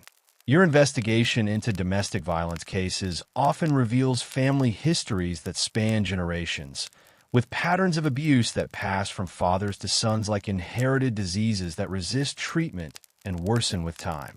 The men who beat their wives learned violence from their own fathers, while their sons observe current beatings as educational demonstrations of proper masculine behavior and family authority. Female victims of frontier violence often possess remarkable resilience and survival skills that enable them to endure treatment that would destroy people raised in protected environments. But their strength comes at costs that include permanent physical damage, psychological trauma, and spiritual wounds that never completely heal. Their courage in surviving impossible situations deserves recognition that frontier society rarely provides and legal protection that territorial law cannot guarantee. The cycle of violence that characterizes frontier family life ensures that today's victims often become tomorrow's perpetrators, with children who witness domestic violence growing up to recreate familiar patterns in their own families. Breaking these cycles requires interventions that exceed the capabilities of frontier law enforcement and social support systems that don't exist in territories where survival takes precedence over sentiment and where violence represents normal rather than exceptional behavior. Chapter 16: Sunset and Survival, the Daily Death Count. The sun descends toward the horizon like a bloody coin dropping into a slot machine that pays out only in violence and regret, painting the sky in shades of crimson that match the stains on your shirt and the weariness in your soul as you contemplate the mathematical certainty that tomorrow will bring new challenges to test your diminishing reserves of courage, ammunition, and faith in the possibility of imposing order on a world designed to reward chaos and punish anyone foolish enough to. Believe in justice. Your first day as sheriff of this frontier hellhole is ending much as it began, with you checking to see if you're still breathing, counting your remaining bullets, and wondering whether the next sunrise will find you among the living or decorating a pine box in the Bone Orchard on the hill, where previous lawmen rest beneath wooden markers that bear their names and the dates of their brief, violent careers.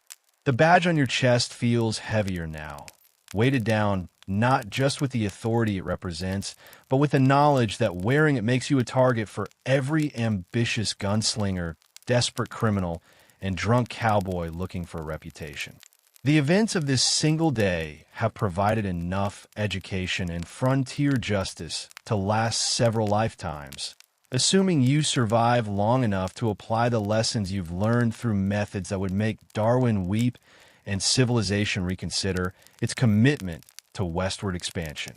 You've witnessed 3 shootings, investigated 2 suspicious deaths, mediated 1 domestic dispute that left everyone unhappy, and discovered that your salary won't buy enough ammunition to handle next week's problems, much less next month's. The town's daily mortality statistics read like a casualty report from a small war, which is essentially what frontier life represents: an ongoing conflict between human ambition and natural selection, with survival going to those who possess superior firepower, better reflexes, and enough moral flexibility to make whatever compromises circumstances require. Today's death toll includes 1 storekeeper shot during a robbery, 2 cowboys who disagreed about card-playing techniques, and a traveling preacher who made the mistake of condemning alcohol in a room full of men whose relationship with whiskey was more intimate than their relationship with salvation. Your office, such as it is, shows the accumulated damage of a single day's law enforcement activities.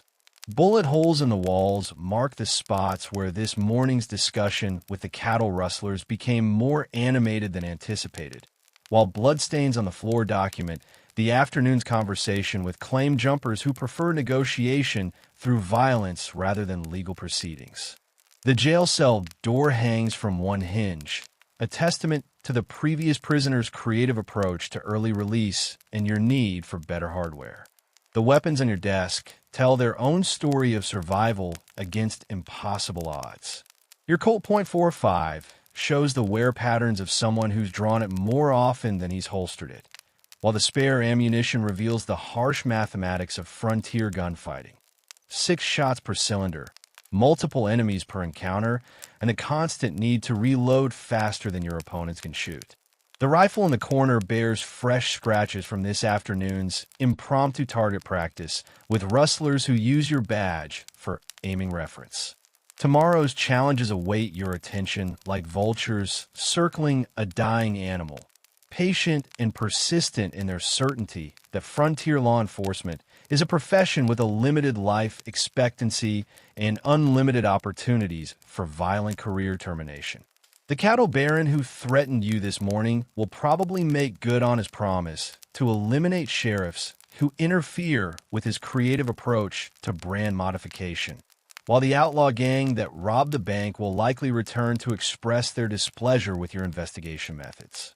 The townspeople who hired you have already begun discussing your replacement, not because they're dissatisfied with your performance, but because they understand that sheriff is a position with high turnover and they want to have candidates ready when your funeral requires their attention. Their pragmatic approach to law enforcement reflects frontier realism rather than personal animosity, though the distinction provides little comfort when you're planning tomorrow's survival strategy. Your reflection in the cracked mirror above the washstand shows a face that's aged years in a single day, marked by stress lines that weren't there this morning and a wariness that comes from surviving encounters that should have been fatal. The eyes looking back at you belong to someone who's seen too much violence, made too many moral compromises, and discovered that heroism is a luxury that frontier sheriffs can't afford. The sounds of evening entertainment drift through the thin walls from the saloon next door, where tonight's festivities are just beginning and tomorrow's problems are being planned by men whose idea of fun involves activities that require corner services and cemetery expansion. The piano music, punctuated by occasional gunshots and breaking glass, provides a soundtrack for frontier life that would make composers reconsider their career choices. Sleep, when it finally comes, brings dreams filled with gun smoke and grave markers, populated by the ghosts of previous sheriffs who died learning the same lessons you've absorbed today. Their spectral advice echoes through your unconscious mind. Watch your back, trust no one completely, keep your weapon loaded, and remember that in frontier law enforcement, paranoia isn't a mental illness, it's a survival strategy. The dawn will bring new challenges that test everything you've learned and threaten everything you've survived. But tonight you're still breathing, still wearing the badge, and still foolish enough to believe that tomorrow might be different. The frontier has claimed countless lawmen before you and will claim countless more after you're gone. But for now, in this moment between sunset and oblivion, you've managed to survive one day as a frontier sheriff. Perhaps that's victory enough for anyone brave enough or stupid enough to pin a target to his chest and call it justice. The badge may be tarnished, the job may be impossible, and the life expectancy may be measured in weeks rather than years. But you've lasted one day longer than many who tried before you.